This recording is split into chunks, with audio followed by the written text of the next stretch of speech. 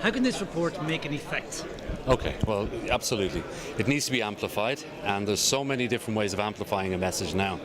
Via social media, by just making people aware, thehostinIreland.com, join in to tweet, to LinkedIn, or even if you see some nice pictures, which there's plenty of in the slide share, put it into Pinterest.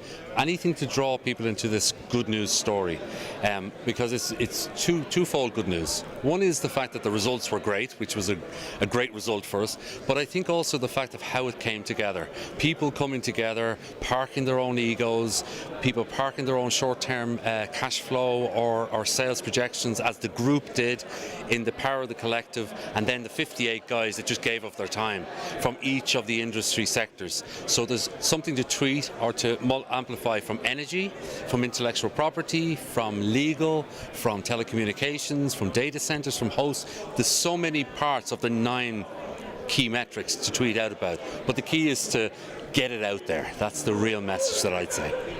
And there's always a great optimism about things like this, but is it a case that this report does position Ireland really well as a place for companies to come to? It crystallises it. Because it's always been, we haven't done anything with the report, we haven't put in any extra infrastructure, we haven't put in any energy initiatives. It's there, it's actually what's there. But I think what it does is it gives us a counter, a third-party, credible counter to some of the negative that comes back in from some of the other reports that have their own agendas. The one thing we tried to do here was bear all. Okay, you're the consultants, please look at Ireland and tell us if we're rubbish, but we don't think we are. So that's what they've done. So it's effectively now a counter argument to some of the other stuff. There's a huge amount of people to thank for this report. Obviously you have 58 contributors, you have 5 companies coming together and all that kind of stuff. Can you give us an overview of basically how it came together? Okay, number one, and then number two, if there's any special thank yous you need to give. Obviously the industry itself, the data centre and hosting industry, big thank you to them. Some of them stayed at the table, some of them left the table. Words that were used last year was, how do we stop each other eating our own lunch or one lunch?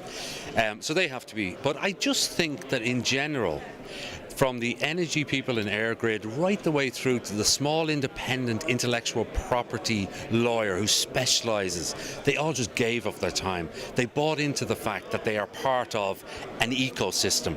And I often hear that word ecosystem, which I'm sure you do, and what is it?